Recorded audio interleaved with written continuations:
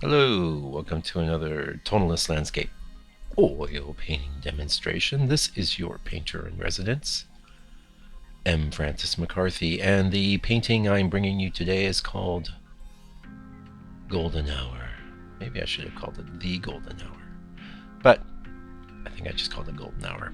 And I painted this a couple months back. I was working my way through a bunch of 10 by 14 boards that I had, which I forgot to mention. It's a 10 by 14 inch painting, and the story of these 10 by 14s is that underneath that brown um, layer, the burnt umber layer, would be a failed painting that I sanded down, and then I painted over with the burnt umber, and now I'm doing an entirely new painting on top that I like quite a lot. And this is a great use for your old paintings. You don't have to always throw them away or destroy them or anything like that. You can just kind of paint over the top.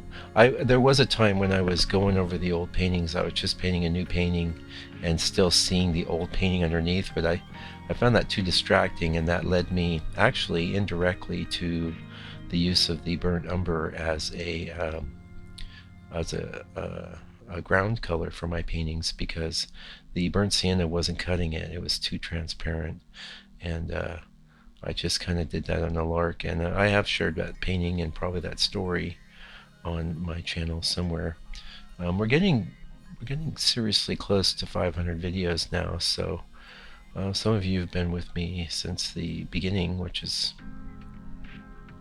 4 years ago, 4.5 years ago now, and really appreciate all the views and comments and likes. And speaking of likes, if you haven't liked this video yet, you know you're going to like it, so just go ahead and smash that like button. And that lets people that maybe aren't aware of the channel, YouTube will say, oh, something's happening with this video, people like it, maybe we'll throw it at some other people that like something similar. Although frankly there's nothing really similar. There is a couple other excellent tonalist painters on YouTube, but nobody with the output I have or that really paints the way I do. So here I am, here we are, and we're doing another painting today. So a couple things I want to bring up. You maybe notice at the beginning of the video that I say tonalist landscape oil painting demonstration. I do not say tonalist landscape oil painting lesson. This is not a painting lesson. That is not why I post my work up.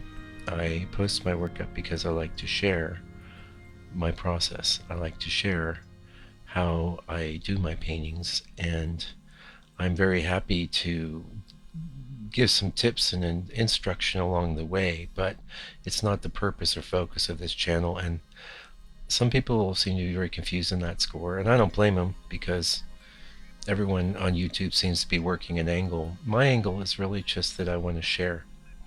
That's it. And I like to help. That's it. I don't like to help so much, though, that I'm going to sit here and just do one remedial video after the next in the hopes that I can build my channel and make money off of advertising and etc. and onward and so forth.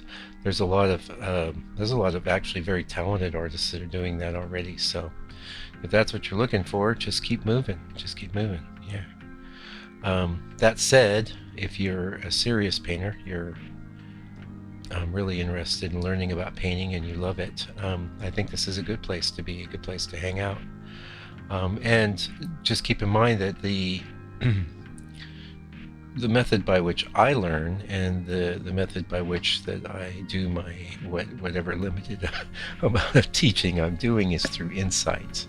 So I do every now and again get into some basic stuff, but only if it strikes me. To do this video after video would just be a real drag for me, and like I said, it wouldn't be a way to hold on to an audience anyway. And that said, I've got a decent little group here, and I appreciate all of you that have subscribed and all of you that like my videos and comment, and I really do appreciate the comments. But I had to kind of, every now and again I've got to bring this up, and hopefully you understand. where I'm coming from, and we'll just take it for what it is. And that's the other thing I would say is, like, I know I could build my channel up to like 20,000 people easily if I just gave the people what they wanted. But that's not sustainable. That's not me. That's not authentic. And therefore, why would I want to do that? You know, what I'm doing is what I want to do, and that's why I can do it so consistently. And if you look at the overall output, you'll just go, "Oh my God, wow, he's so prolific and he's so consistent." And well, why is that? Because I'm coming from a place of strength, not trying to be something I'm not.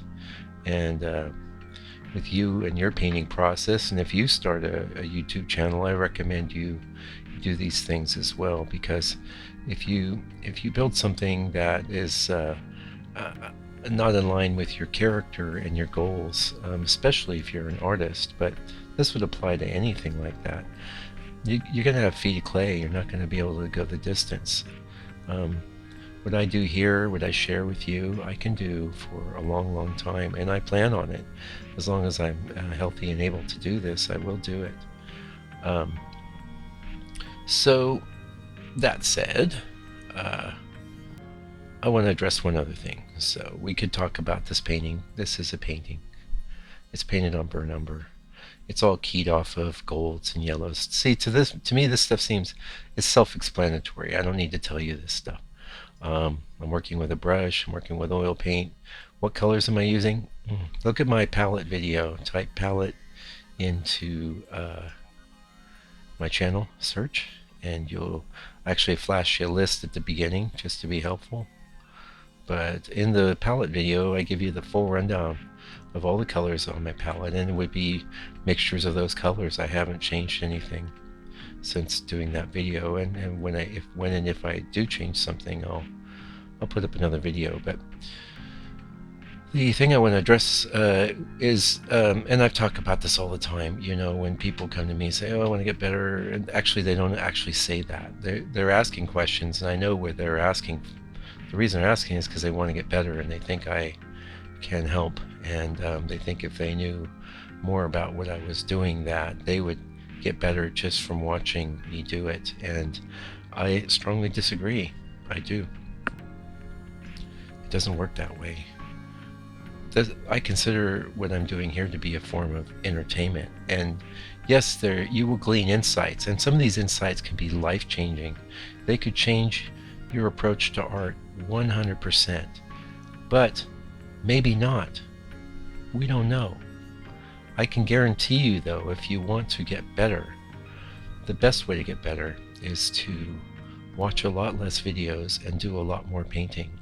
And I do believe that's the best advice that you will ever get in regards to painting. So don't look for shortcuts. Stop wasting time, you know, thinking there's a magic solution, you know. On one hand, as I stated in the past, anybody that's pursuing, oil painting, landscape painting, no matter how good or bad you are, you have my immense and tremendous respect. I really, really mean that. So many people don't bother to do anything creative these days. They just spectate. They just sit on their iPads or their phones and play video games, or follow social media, or take in one Netflix show after the next. And I'm not knocking taking in a Netflix show or two. I enjoy it as well. But time should be spent creating something. We're not here to be spectators. We're not here to be passive in this life.